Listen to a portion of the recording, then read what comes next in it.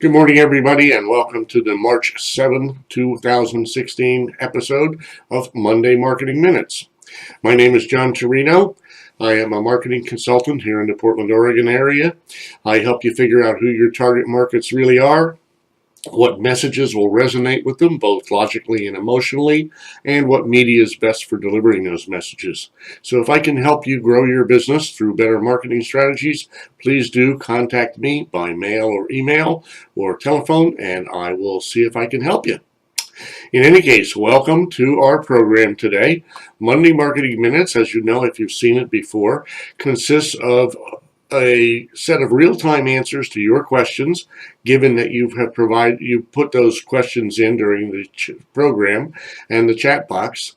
Now, today's replay is not really a replay, it's actually a re-recording of this episode, simply because the microphone was muted during the first real live session, and therefore I have to re-record this for you.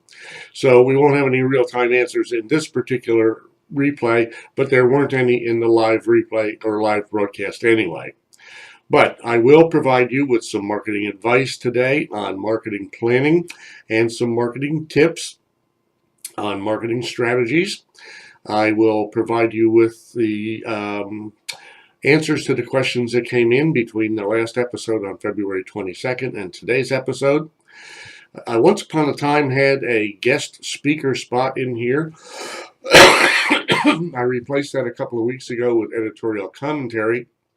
Now, I've been using Google Hangouts or YouTube live stream to do these episodes, but we're going to take a break after the next episode on March 21st and switch over to a Zoom platform. I'll be able to add the guest speakers back into that and make the sessions much more interactive than they are with the YouTube live stream. We're going to have today a little diatribe about doors, if that really interests you, if you have a brick and mortar store. And then I will answer questions that came in. All of these episodes are up on YouTube.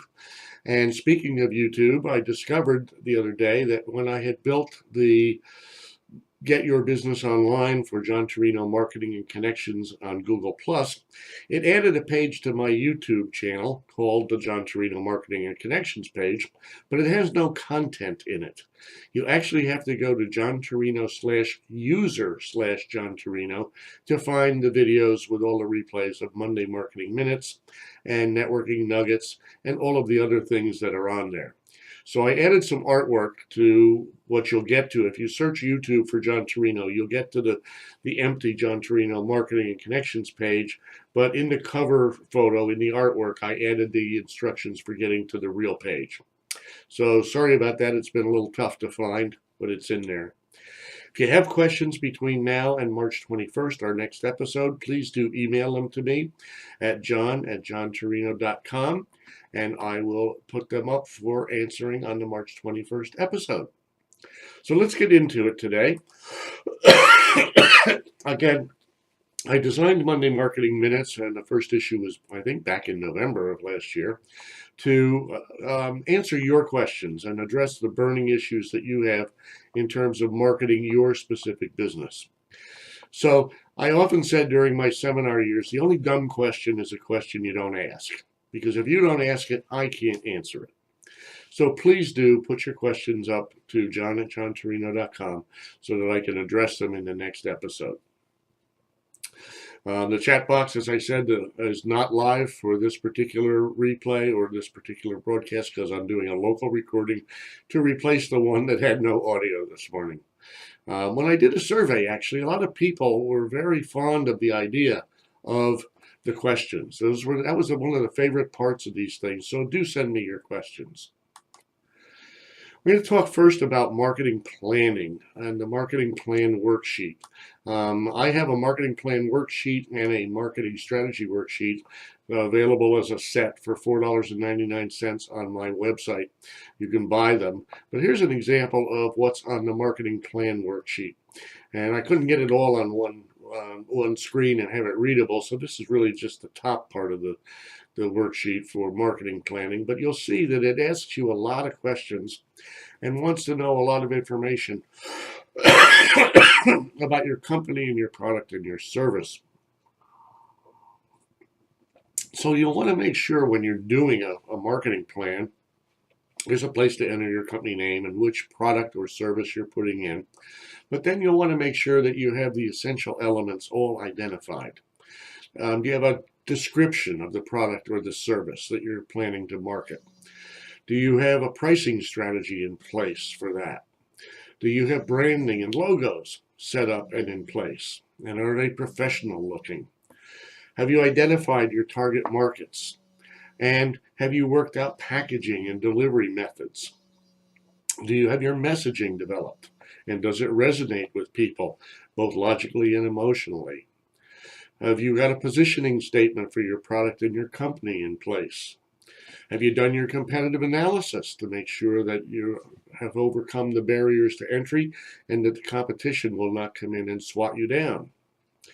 Have you selected the right media strategy for delivering your messages?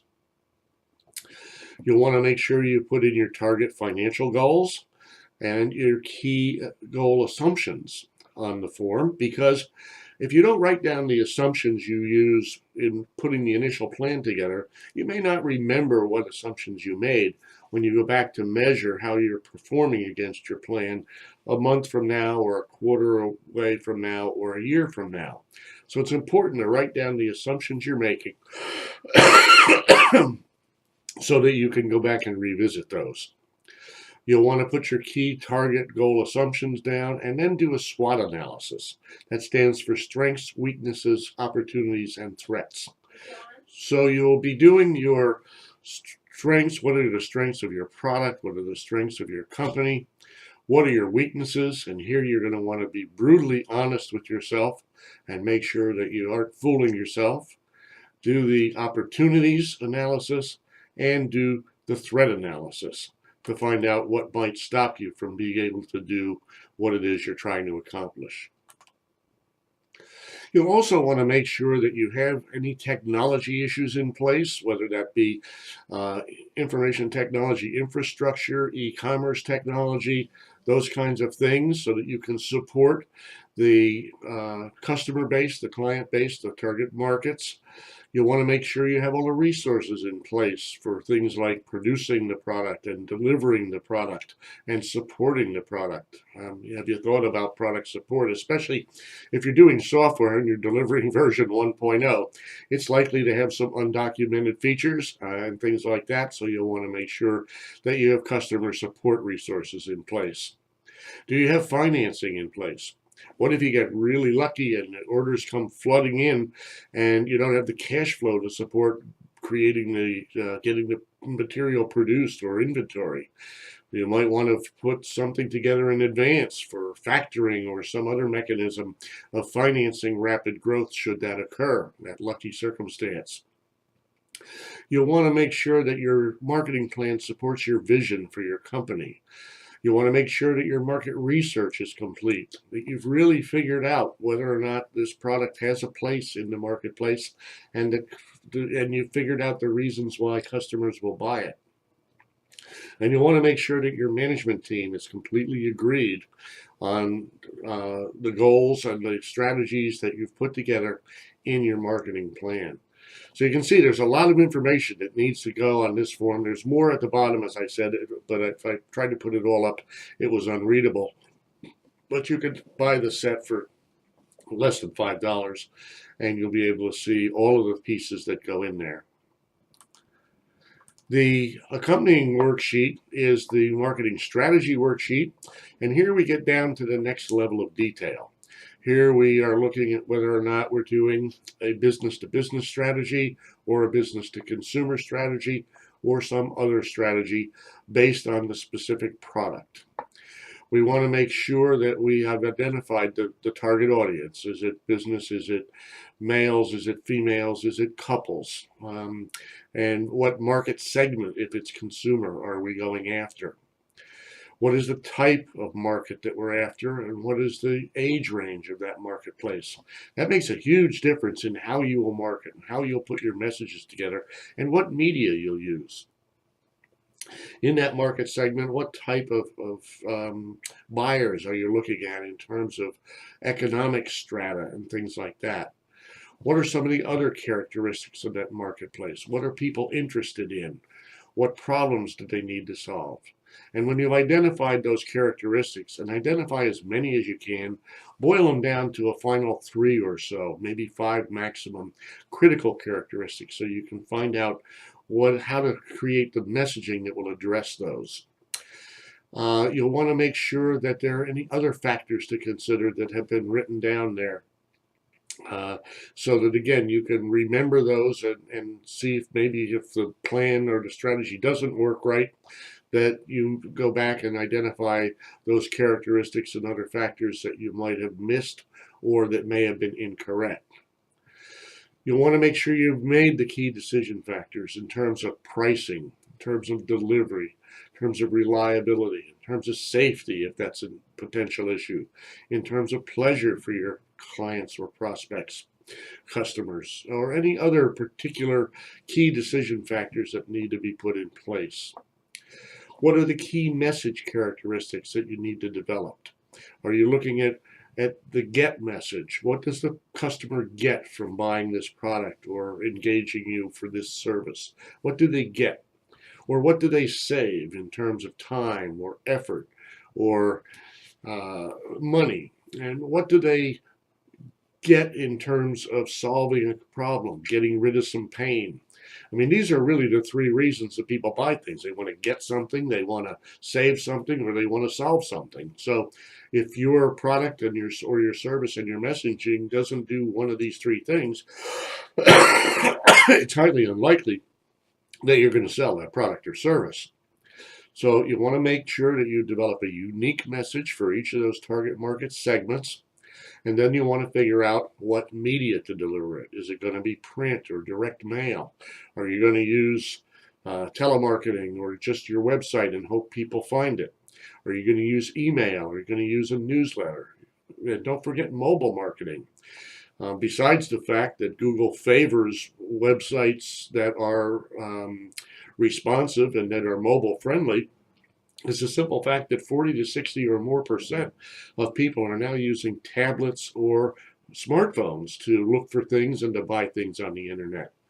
So when you put your messaging together, you want to make sure it's readable on those devices. It's a small thing to think about, but it could be a difference between success and failure.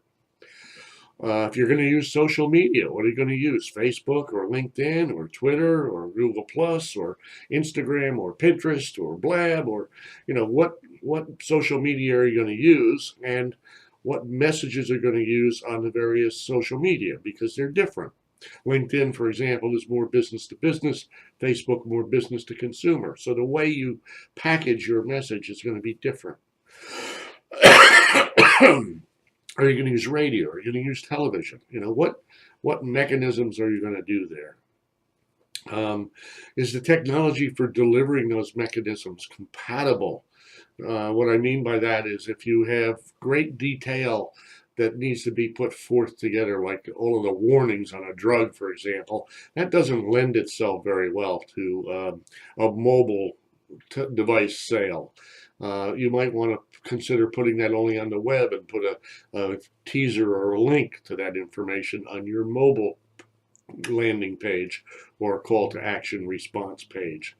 So look at the technology, look at making sure you have the resources available. And again, this goes back to finance, it goes back to customer support, it goes back to a lot of those different things. And have you budgeted properly for the advertising or promotion campaigns that you're going to put together? So there's a lot of different things that have to be thought through here. What is your conversion objective? Do you want people to visit your site or visit your brick and mortar store? Do you want them to make a phone call? Do you want them to sign up to something? What is it that you want them to do? Make sure that call to action is very clear. And then you make sure the call to action matches your goals. and make sure the purchase mechanism is in place and that it works. You'll want to test that before in a kind of a sandbox to make sure it really works before you go live with something. So that's basically today's advice and tips. Here's a short rant. Have you ever gone to a store and found two doors, glass doors or other, and only one of them works? There's a sign that says, please use other door. At least the sign is better than no sign, where you push the thing or pull the thing and nothing happens and you get annoyed. But if you're going to put two doors, make sure they both work. Why put two doors in if only one's going to be usable? And on those doors, make sure you use the right kind of handles. If the door only opens inward from the outside, put a push plate on it and not a pull handle on it. Don't put pull handles on both sides of a door that only opens one way. You can put push plates or pull handles on doors that open both ways, that's fine. But how many times have you gone up to a door with a horizontal bar on it and tried to push it, and only to discover you have to pull it? And then do you pull it on the left or on the right? Very, very annoying. So if you're going to have a brick and mortar store, make sure that it's user friendly. And that is, if you're going to put two doors in, make them work. I'd refer you to a book called The Design of Everyday Things by Donald Norman, written back in 1988, for this and a lot of other wonderful topics. So those are the tips and advice and my little rant for today. Here are some questions that came in over the last couple of weeks from viewers. What kind of posts work best on social media is the first one. Well, the statistics I've seen show that text messages, posts on LinkedIn and Facebook and others, are the least read compared to messages that include graphics or photographs. So wherever possible, you're going to want to put a picture or a graphic that's relevant on your posts. They'll be read much more often or engaged much more often with shares and likes than if they're just text. And even better than that is videos. So if you can put a video in, typically a short one, about a minute or so, that's more likely to get engagement than just the text or text with graphic. Now, interestingly enough, I saw something about Facebook. They prefer and give preference to the news feed on videos that are embedded on their site, in their platform, rather than those that are on LinkedIn where you just post or on YouTube, pardon me, where you just post the link. So that's kind of an interesting thing. Now, you can't embed videos on LinkedIn or some of the other platforms, so there you need to have uploaded them to YouTube and use the link. But on Facebook, when you do your video, save it as an MP4 on your local disk or in your cloud, and use that embedded video on the Facebook platform. And then use the YouTube, upload it to YouTube, and use that link on the other platforms that do not have the embedding. So text is the worst, text and graphic is better, text and video is best, and remember the embedding and the linking. Another question came in about what are some of the mistakes that people make on social media. And I put a graphic up here with my 3 pet peeves: spelling errors, grammar errors, or other inaccuracies. If you don't know how to spell, you get a spelling checker. Make sure you've looked at these things, and make sure that that you don't put your full trust in a spelling checker. For example, you could put in the word to as TWO or TOO, and the spell checker will pass right over that. But you'll find that it has a huge difference in meaning. So have somebody take a look at what it is you're getting ready to post, or read it backwards and make sure that you correct the spelling errors. And grammar errors. If you don't know how to use their, THERE, and their, THIER, or how to use your, YOUR, or your, YOU apostrophe RE, then get a grammar checker like Grammarly to help you do that. It is horribly annoying when you find people putting posts up where they've used an apostrophe where they shouldn't, or not used one where they should. And that's just one example of bad grammar. If you put up bad grammar, misspellings, inaccuracies, it'll kill your credibility, and it'll kill it quickly. So make sure what you put up is spelled right, uses correct grammar, and is accurate. Then how often should you post? That's another one that came in. If you have something that's topical, if something that's a current event, then you can go ahead and post that typically. Anytime, really, you have engaging, entertaining, or useful content to share, you can do it. I don't think there are any hard and fast rules. I've seen some that say post 3 times a week. I've seen some that say post 3 times a day. I think the only thing you can do is adopt a strategy, and as part of your marketing plan and your strategies, put an editorial calendar together, decide how many times you're going to post, and then measure the results. See what the clients or the readers or the other members of your groups come back with in terms of feedback. Ask, how often should I post?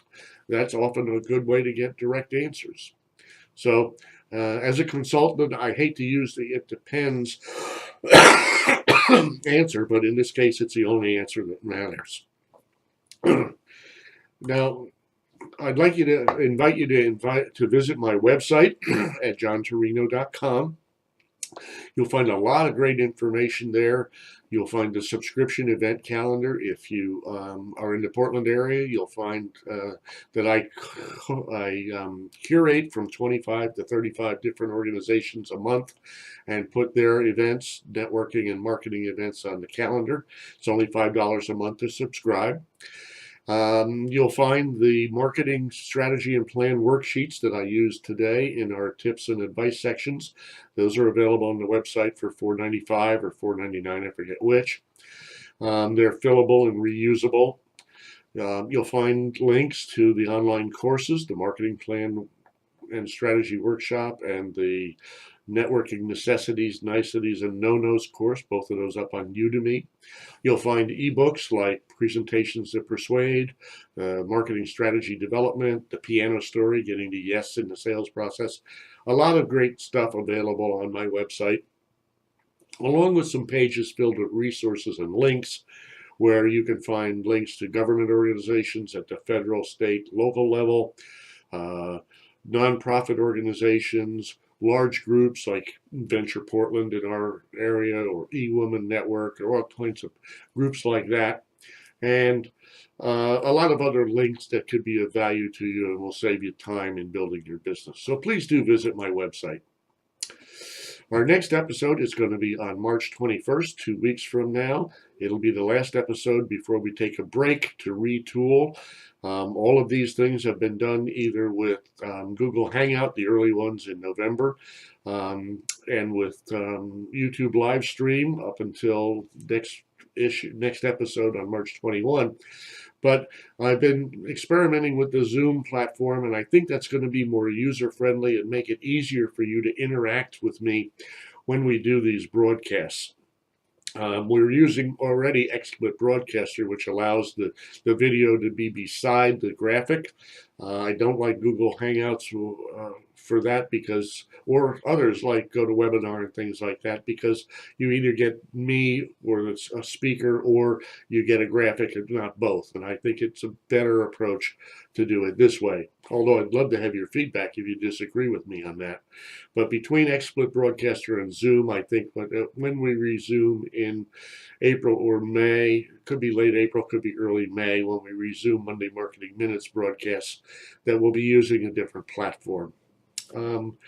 You'll find the replay links to all past episodes of Monday Marketing Minutes up on YouTube. So remember, it's YouTube/user, USER/JohnTurino.com to find the actual videos up there. So I invite you to visit those. They're all free. And I invite you to subscribe to the calendar at $5 a month. And I will be putting up the link for the March 21st episode here fairly shortly. So that's it for today's Monday Marketing Minutes. I thank you very much for watching this replay, and I hope you have a great Monday. I hope you have a great week, and I hope your business just succeeds beyond your wildest dreams. Thanks very much, and if I can be of service as a consultant, please do contact me by email or use the contact form on my website, or give me a call, for that matter, at 503 877-4609. Pardon me, that's 503-877-4609. Thanks very much. I appreciate you watching. Bye-bye.